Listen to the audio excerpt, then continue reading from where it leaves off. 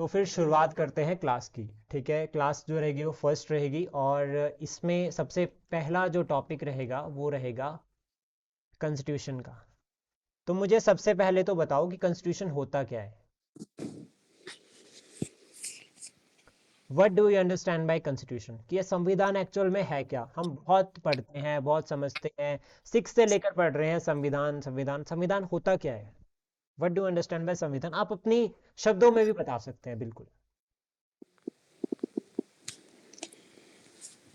Sir जैसे मतलब area है कोई भी जिसमें लोग रहते हैं, अब वो कैसे रहेंगे, उस सेट ऑफ रूल्स चाहिए वहां रहने के लिए। हाँ जी।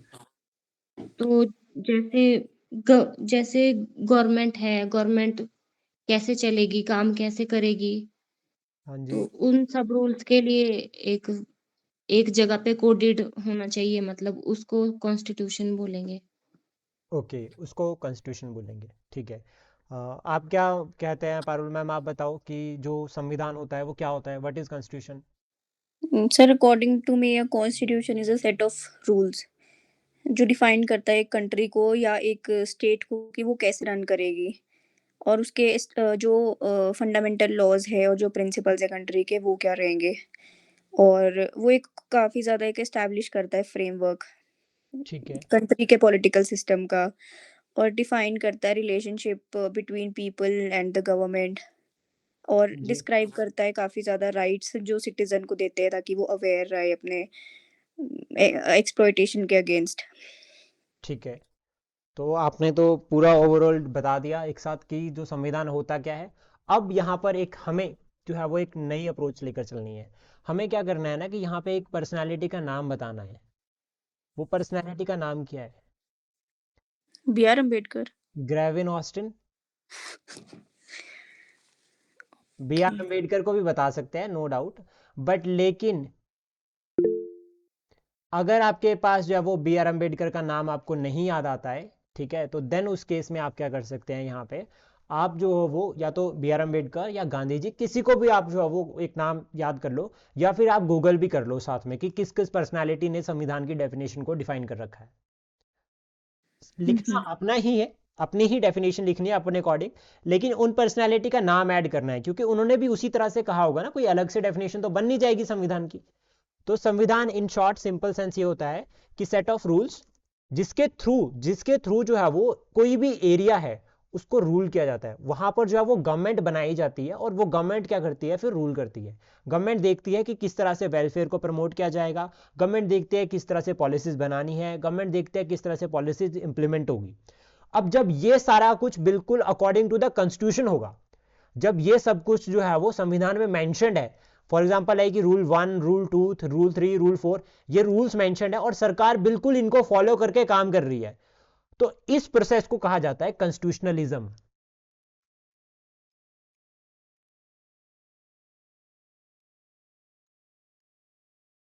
इस प्रोसेस को कहते हैं कॉन्स्टिट्यूशनलिज्म। कंसेप्ट बहुत ध्यान से समझना। ये क्लियर हुआ कॉन्स्टिट्यूशनलिज्म क्या होता है। Yes sir. अब देन उसके बाद दूसरी टर्म अप्लाई करते हैं हम यहाँ पे। ये चार बातें कह दी हमारे संविधान ने, सरकार को बोला कि आपको ये फॉलो करना है। ठीक है, इसका मतलब क्या हुआ कि सरकार को कोई पांचवी बात नहीं मिलेगी। ये चार बातें ही सरकार को फॉलो करनी है। संविधान के होने का मतलब क्या हुआ यहां पर, लिमिटेड गवर्नमेंट। ये भी टर्म आती है ना पेपर में प्रीलिम्स में पूछी जाती है कि लिमिटेड गवर्नमेंट क्या होती है। तो जब क्लियरली ये बोल दिया यहां पे कि जो बातें, यानी कि जो चार बातें, हम इसको एग्जांपल की फॉर्म में समझ रहे हैं कि जो चार बातें संविधान में मेंशन्ड है, सरकार को सिर्फ वही फॉलो करनी है, सरकार अपनी मर्जी से कुछ नहीं करेगी, तो इसको कहते हैं लिमिटेड गवर्नमेंट। क्लियर, दोनों कॉन्सेप्ट समझ आ गए। Yes sir. बिल्कुल। अब उसके बाद एक और कंसेप्ट समझते हैं, वो समझते हैं कि संविधान जो है वो कितने तरह का होता है, कॉन्स्टिट्यूशन कितने तरह का होता है, बताओ जल्दी। सर रिटन और अनरिटन। ठीक है, फिर रिटन कॉन्स्टिट्यूशन क्या होता है। जो कोडेड होता है सर रिटन, और अनरिटन क्या होता है। जो एक जगह कोडेड नहीं है, मतलब वो सिर्फ एक जो लॉज है वो बना रहे, पर वो कोडेड नहीं है एक जगह। ओके, पारुल मैम आप बताओ, रिटर्न और अनरिटर्न कॉन्स्टिट्यूशन क्या होते हैं, जितना आपको पता है नॉर्मल बिल्कुल। सर, रिटन कॉन्स्टिट्यूशन एक सिंगल डॉक्यूमेंट होता है और जो अनरिटन होता है वो कलेक्शन ऑफ लॉज होता है। गुड, तो ये क्लियर है सबसे पहले कि जो रिटर्न कॉन्स्टिट्यूशन होता है उसमें आपको एक ही जगह पे एक ही बुक होगी, उसी में सारे के सारे कानून मेंशन्ड है। अगर कोई नया कानून बनेगा तो उसके लिए नई बुक नहीं आएगी, वो उसी बुक में ऐड होगा। मतलब यहां पे एक ही बुक रहने वाली है हमेशा के लिए, इसमें ही जो है वो कोई कानून बनेगा। अभी भी देखे तो हम कहते हैं ना कि हमारे संविधान में अमेंडमेंट हुई, कभी ब्रिटेन में ऐसा सुना कि संविधान में अमेंडमेंट हुई? No sir.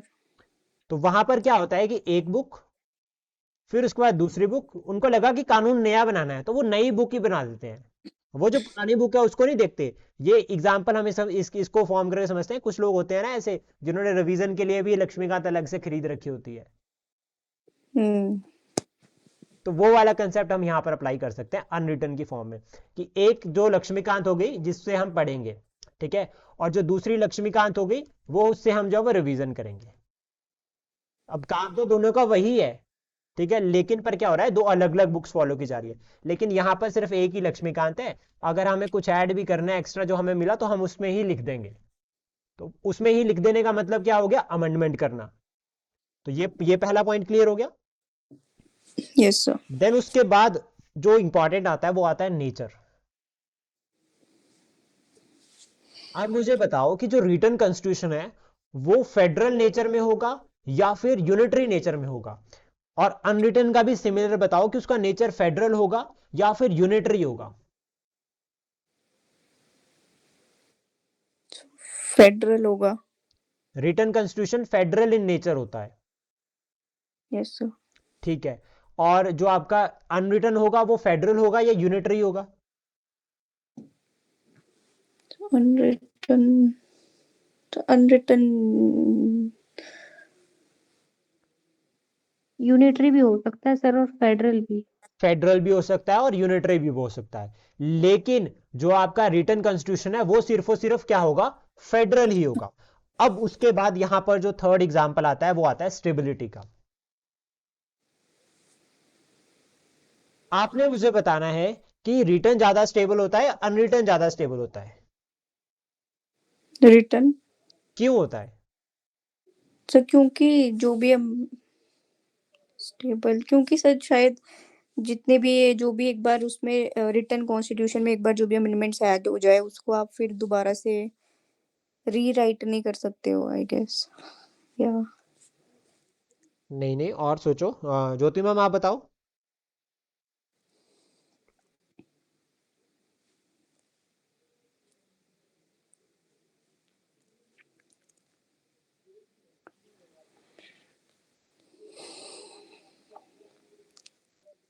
देखो, इंडियन केस में समझते हैं इसको, पहले तो इंडियन केस में समझेंगे, फिर उसके बाद यूएस केस में शिफ्ट करेंगे स्टेबिलिटी के रिगार्डिंग। तो जो इंडियन कॉन्स्टिट्यूशन है यहाँ पे प्रोविजन आता है कि हमारा संविधान जो है वो फेडरल भी है नेचर में और यूनिटरी भी है, यानी कि क्वेसी फेडरल है। अब लिंक किस तरह से होंगे ये दोनों कंसेप्ट? तो वो पहला लिंक करता है कि अगर स्टेबिलिटी का मतलब ये होता है कि आसानी से चेंज नहीं कर सकते, अगर कोई प्रोविजन ऐड कर दिया, ठीक है, तो उसमें ऐड करने की प्रोसेस भी इजी नहीं होगी, और उसको अगर हमें कैंसिल आउट करना है तो वो प्रोसेस भी इजी नहीं होगा। जुडिशरी देखेगा, फिर जुडिशरी चेक करेगा जुडिशियल रिव्यू के अंडर, फिर फाइनली जो है वो जुडिशरी उसको कॉन्स्टिट्यूशनल या अनकॉन्स्टिट्यूशनल डिक्लेयर करेगा। लेकिन यहाँ पर ऐसा नहीं होता, यहाँ पर इस तरह का प्रिंसिपल जो है वो अप्लाई नहीं होता है। सिमिलर ये है कि अगर कोई कानून अच्छा नहीं लगा तो देन दूसरा कानून बना दिया जाएगा। तो ये जो है वो इन दोनों के बीच में कॉमन जो है वो डिफरेंस रहता है। और सबसे इंपॉर्टेंट पॉइंट जो हमें याद रखना है वो ये कि चेंजेस, यहां पर जो अनरिटन कॉन्स्टिट्यूशन होता है यहां पर कौन से जो है वो प्रोसीजर को फॉलो किया जाता है, स्पेशल मेजोरिटी को या सिंपल मेजोरिटी को? अनरिटन में बात कर रहा हूं मैं, अनरिटन में सिंपल मेजोरिटी चलती है या स्पेशल मेजोरिटी चलती है? Sir special. Simple. Simple majority को जो है वो फॉलो करते हैं। तो सिंपल मेजोरिटी का मतलब क्या हो गया कि इजीली जो है वो अमेंडमेंट की जा सकती है, इजीली चेंजेस की जा सकते हैं, तो उससे स्टेबिलिटी इफेक्ट होती है। लेकिन यहां पे क्या है, यहां पर आपको स्पेशल मेजोरिटी चाहिए in case of USA. US के केस में आपको स्पेशल मेजोरिटी चाहिए, और इंडिया के केस में स्पेशल और सिंपल दोनों ही अप्लाई होती है। तो ये जो है वो कॉमन डिफरेंस रहता है रिगार्डिंग द रिटन और अनरिटन कॉन्स्टिट्यूशन। इसके बाद और भी इसमें बहुत सारे जो है वो डिफरेंसेस रहते हैं। लाइक अगर हम बात करें अमेंडमेंट की, तो जो अमेंडमेंट का प्रोसीजर है रिटन कॉन्स्टिट्यूशन में, तो उसके लिए आपको स्पेशल मेजोरिटी चाहिए। लेकिन वहीं अनरिटन में आप जो वो सिंपल मेजोरिटी से भी जो है वो संविधान को अमेंड कर सकते हैं। तो ये कॉमन जो है वो डिफरेंस रहेगा, और इसको हम पढ़ सकते हैं, लर्न कर सकते हैं। देन ये रिटन और अनरिटन के ऊपर जब आपको डायरेक्ट भी क्वेश्चन आ सकता है कि discuss the difference between the written and unwritten constitution. Then उसके बाद हम बात करेंगे इंडियन कॉन्स्टिट्यूशन के बारे में। तो मुझे बताओ कि जब हमारा संविधान बना था, इंडियन कॉन्स्टिट्यूशन, तो उस टाइम पे कितने जो है वो हमारे पास पार्ट्स थे, कितने जो है वो आर्टिकल्स थे, और कितने जो है वो शेड्यूल थे। बहुत बेसिक है ये, सबसे पहला क्वेश्चन है ये, जब हमारा संविधान बना था उस टाइम पे।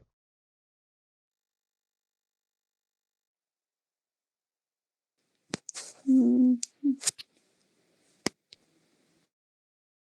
8 शेड्यूल थे sir. 8 schedule, okay. 22 parts 22 parts, और आर्टिकल 390 समथिंग थे। 395। 395 years।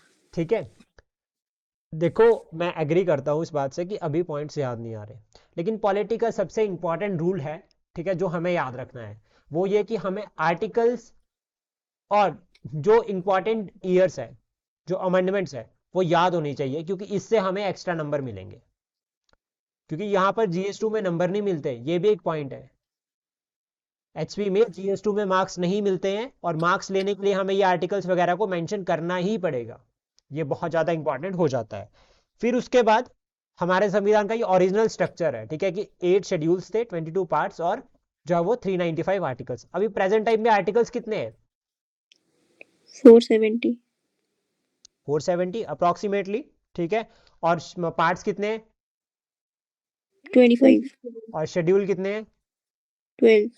12 शेड्यूल्स। मुझे बताओ 9 शेड्यूल कब ऐड किया गया था? 1951। और 9 शेड्यूल है क्या? um,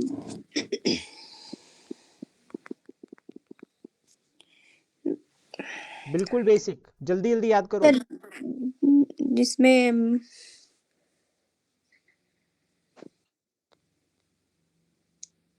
से सेंटर और स्टेट का लॉज है कुछ, हाँ हाँ, सेंटर स्टेट लॉज सही है, थोड़ा सही बता रहे हो।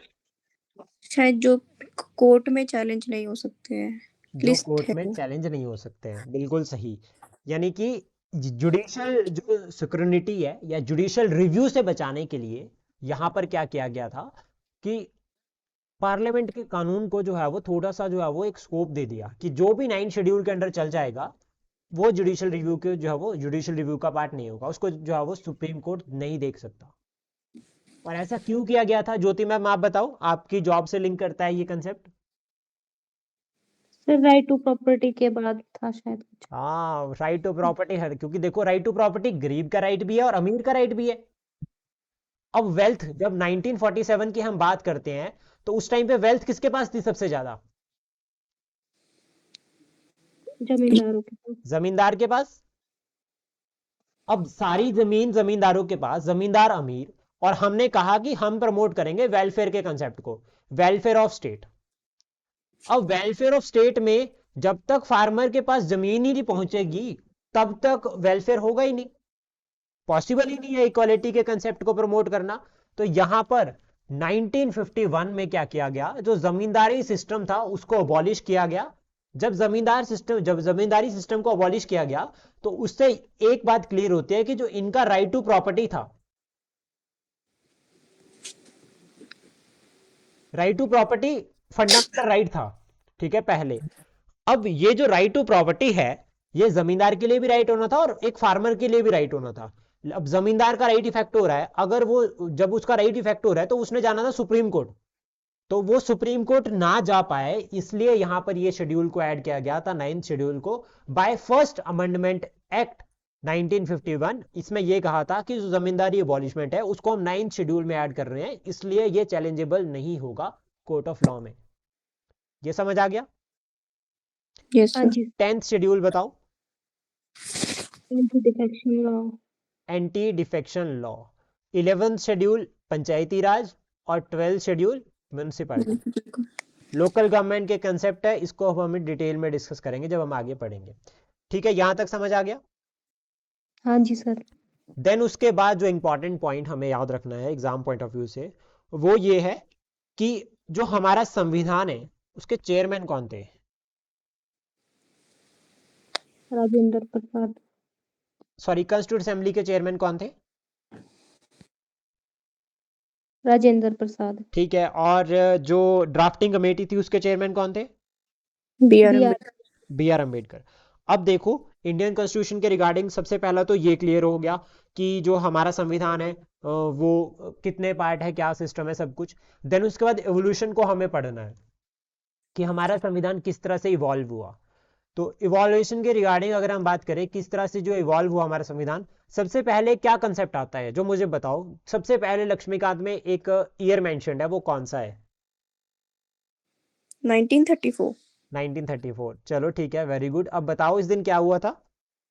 सर कॉन्स्टिट्यूंट असेंबली के लिए एम.एन. रॉय ने पुट फॉरवर्ड करा था फॉर द फर्स्ट टाइम। हाँ, एम एन रॉय कौन थे? कम्युनिस्ट मूवमेंट के थे वो एम एन मेंबर। रॉय का पूरा नाम क्या है? सर ये नहीं पता। एक बार यूपीएससी में क्वेश्चन आ रखा है, तो इसलिए बहुत ज़्यादा इंपॉर्टेंट है और आपका ये काम है, आपको ये कल पता होना चाहिए। सबसे पहले आप ये बता देना कि एम एन रॉय का ये नाम है। उसके बाद 1935 में क्या हुआ था, आईएनसी ने ऑफिशियली एक्सेप्ट किया था कि जो है वो भारत का संविधान, सॉरी भारत का संविधान होना चाहिए। और 1935 में यहाँ जो है वो जवाहरलाल नेहरू ने कहा था कि संविधान होना चाहिए। ठीक है, और फिर फाइनली 1938 में यहाँ पर जो है वो फिक्स बात कर ली गई थी कि संविधान बनाना है। 1938 में ना एक सेशन हुआ था इंपॉर्टेंट, हरिपुरा सेशन। और हरिपुरा सेशन में ना यहाँ पे एक नेशनल इकोनॉमिक कमेटी बनाई गई थी रिगार्डिंग द इकोनॉमिक डेवलपमेंट में, के रिगार्डिंग कि कौन किस तरह की इकोनॉमिक डेवलपमेंट होगी एक आजाद भारत में। तो उसको जो चेयर किया था वो किया था नेहरू जी ने, जो कि ओके सर। इंपॉर्टेंट रहता है। फिर इसके बाद बीच में हमने यहाँ पर गवर्नमेंट ऑफ इंडिया 1935 भी देखा था, जो कि एक इंपॉर्टेंट रहता है। फिर फाइनली जब हम 1946 में पहुंचते हैं तो यहाँ पर एक गवर्नमेंट बनाई जाती है जिसका नाम था इंटरिम गवर्नमेंट, और साथ में यहाँ पर जो है वो कॉन्स्टिट्यूंट असेंबली भी बनी है। अब इंपॉर्टेंट आता है कॉन्स्टिट्यूंट असेंबली के बारे में। तो सबसे पहले तो मुझे ये बताओ कि कॉन्स्टिट्यूंट असेंबली के लिए इलेक्शन हुए थे क्या? Yes sir. कॉन्स्टिट्यूंट असेंबली के लिए इलेक्शन हुए थे? किसने वोट किया था कॉन्स्टिट्यूंट असेंबली के इलेक्शन में? सर सब प्रिंसली स्टेट्स थे। टोटल कितनी सीट्स थी कॉन्स्टिट्यूंट असेंबली के लिए, वो पता होना चाहिए, प्री 3 पॉइंट ऑफ व्यू से और मेंस पॉइंट ऑफ व्यू से, दोनों दोनों। ठीक है, अब देखो जो कॉन्स्टिट्यूंट असेंबली थी, इलेक्शन तो प्रोविंशियल हुए थे,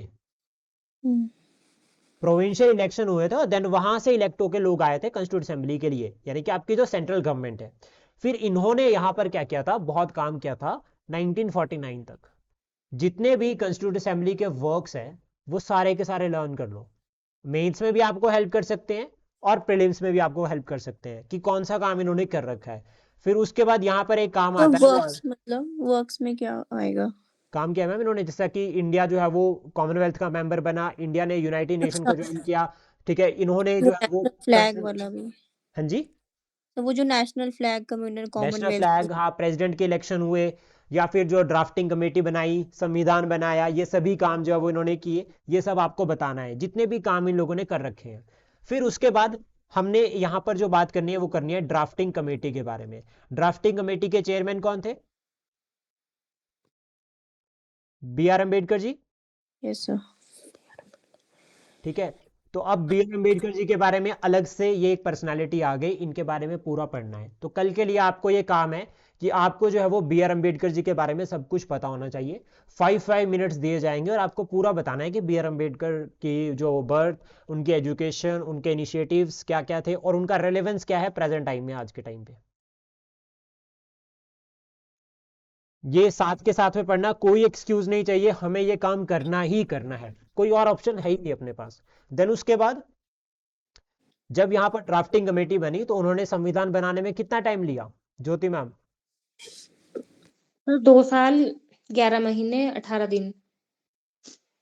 ठीक है, अब एक पॉइंट आपको यहाँ पर बताता हूँ। जो हमारी कंस्टिट्यूंट असेंबली है ना, उसमें उसकी जो वर्किंग है ना वो भी इतनी ही है। ये इसलिए इंपॉर्टेंट है ये टॉपिक, क्योंकि जिस तरह से अभी सेकुलर और सोशलिस्ट वर्ड के बारे में बात की जा रही है, तो ये यहां पर कहा जा रहा है कि जब संविधान हमारा 1949 में बना तो उस टाइम पे ये वर्ड मेंशन नहीं थे, और फिर जो है वो डिबेट एंड डिस्कशन हो रहा था कंस्टिट्यूट असेंबली में कि क्या जो आपका सेकुलर और सोशलिस्ट वर्ड है इनको संविधान में ऐड करना चाहिए या नहीं करना चाहिए। पूरा कंसेप्ट इस तरह से लिंक करता है, तो that means constitute assembly important हो जाती है। तो constitute assembly, B R Ambedkar और एक एन एम रॉय, इनका जो है वो आपका नाम जो इनके बारे में आपको पता होना चाहिए। कल सबसे पहले हम क्लास में ये डिस्कस करेंगे। देन उसके बाद हमारा संविधान जब लास्ट फेज में पहुंचे कि अब संविधान बनाना है, तो फिर यहाँ पर एक रेजोल्यूशन आता है, दैट इज ऑब्जेक्टिव रेजोल्यूशन। किसने ये रेजोल्यूशन जो है वो इंट्रोड्यूस किया था? जवाहरलाल नेहरू ने। जवाहरलाल नेहरू जी ने।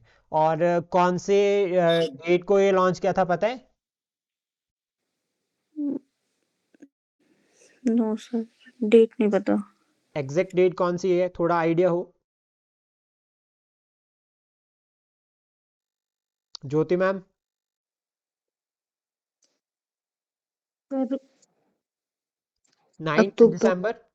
9th, हाँ जी 9 दिसंबर, और 22 जनवरी को हाँ, अडॉप्ट किए थे। अडॉप्ट किया था, तो उस दिन जो है वो ये रेजोल्यूशन पास हुआ, इंट्रोड्यूस किया था, और 22 जनवरी को ये जो है वो एक्सेप्ट कर लिया था। और इसका जो रिजल्ट है वो क्या है? प्रेम्बल। तो देखो, जब भी आपको प्रेम्बल से रिलेटेड क्वेश्चन आता है तो देखो अब एक इंट्रोडक्शन और बन गई कि हमारा प्रेम्बल जो है वो ऑब्जेक्टिव रेजोल्यूशन जो जवाहरलाल नेहरू जी ने जो है वो कंस्टिट्यूट असेंबली में रखा था, एक इंट्रोडक्शन ये भी बन गई। Yes sir. ठीक है, इस तरह से हम लिंक करके जो है वो कवर कर सकते हैं। और फिर फाइनली जो है वो हमारा संविधान बन गया। और हमारा संविधान बन के तैयार कौन से दिन हो गया था? 26 नवंबर 26 नवंबर को जो है वो 1949। 1949 हमारा जो है वो संविधान तैयार हो गया था। फिर मुझे बताओ कि ये इस दिन इंप्लीमेंट क्यों नहीं हुआ, इसको 26 जनवरी को ही क्यों इंप्लीमेंट किया गया?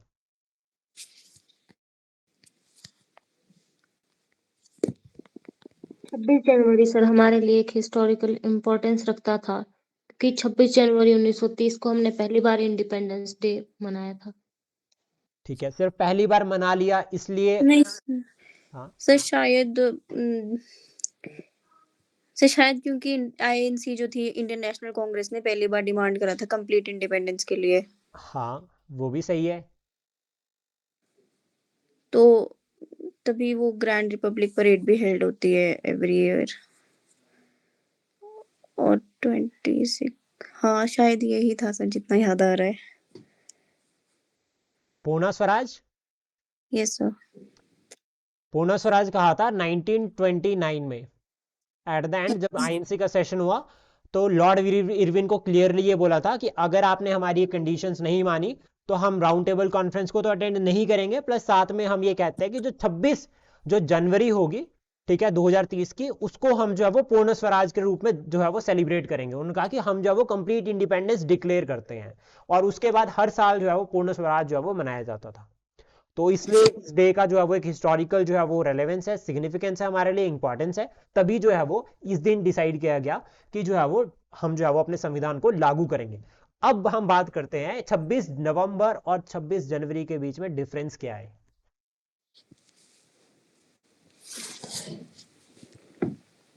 और मुझे बता भी देना क्लास जब एंड करनी है, क्योंकि मुझे तो अच्छा लग रहा है, तो बता देना जब थक जाओगे। 26 नवंबर कल करते सर अब। 26 नवंबर और 26 जनवरी के बीच में डिफरेंस। मैम ये डिफरेंस बता दो, फिर फिर फिर छुट्टी। सर डिफरेंस किस आगे ईयर कौन सा? हाँ अरे मैम अभी 1949 10 बजे है सिर्फ, अभी तो कुछ भी टाइम नहीं हुआ, क्लास कोई तब खत्म नहीं। देखोगे। डिफरेंस बताओ, हाँ जी। क्या डिफरेंस है इन दोनों के बीच में?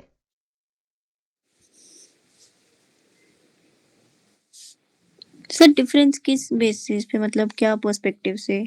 कॉन्स्टिट्यूशन से ही बताओ, कॉन्स्टिट्यूशनल पॉइंट ऑफ व्यू से। एक 26 दिन नवंबर सर हमारे कॉन्स्टिट्यूशन बन गया था, कॉन्स्टिट्यूशन रुको में रुको, मेंशन है। एक दिन कॉन्स्टिट्यूशन बन गया था और एक दिन कॉन्स्टिट्यूशन लागू हुआ, ये मैंने बता दिया। हम्म। और डिफरेंस बताओ जो हमारे। 26 नवंबर सर कॉन्स्टिट्यूशन में है हमारे लिखा हुआ। 26 जनवरी नहीं है लिखा हुआ? नवंबर है। हाँ, और 26 जनवरी 26 जनवरी नहीं है। प्रेम्बल में, राइट, प्रेम्बल में 26 नवंबर नवंबर में लिखा हुआ है। एक बार फिर सोच लो मैम, एग्जैक्ट क्या है? हाँ जी सर उसमें लिखा है we hereby adopt this constitution on date ये। 26 नवंबर, हाँ जी। पक्का? हाँ जी सर। ठीक है, और डिफरेंस बताओ। अभी है डिफरेंस एक आधा, तो भी तभी मैं पूछ रहा हूँ। 26 नवंबर को कॉन्स्टिट्यूशन डे बोलते हैं। ये तो वही हो गया ना, चलो ठीक है, हाँ उसको जी। रिपब्लिक डे बोलते हैं। पहुंच रहे हो थोड़ा थोड़ा, ठीक है, कनेक्ट करो। 26 नवंबर सर नवंबर में आता है और ये जनवरी। चलो, और कोई पहाड़ी वो जो देसी महीने होते हैं उनको भी बताई दो साथ में।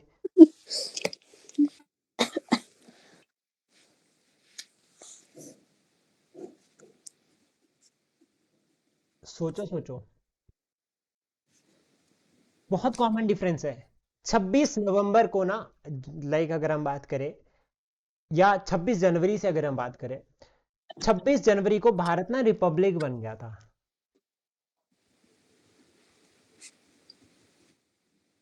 इससे पहले भारत एक इंडिपेंडेंट कंट्री था।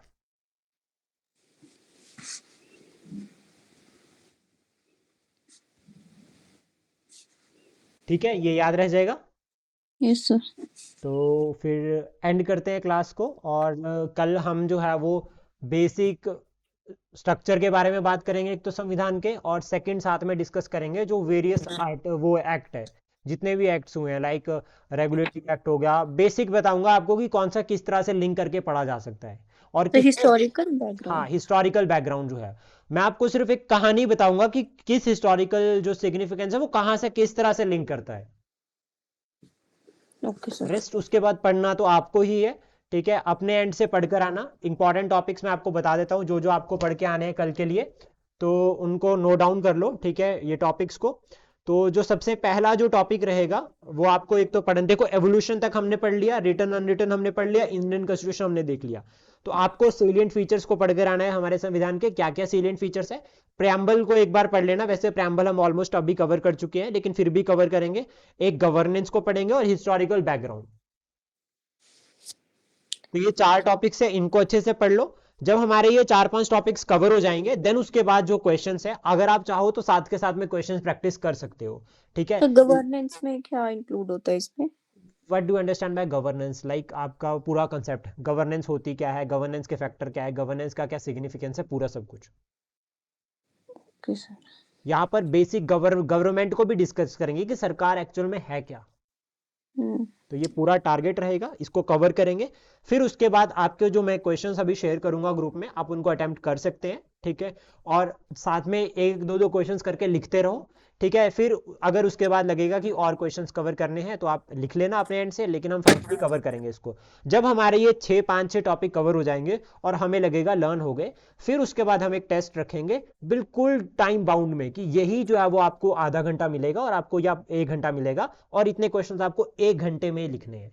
उस टाइम आपके पास कोई ऐसा ऑप्शन नहीं रहेगा कि आप पढ़ोगे नहीं पढ़ोगे, कुछ नहीं। सिंपल जो है वो online live class, live test हम करेंगे यहाँ पे, बिल्कुल प्रॉपर।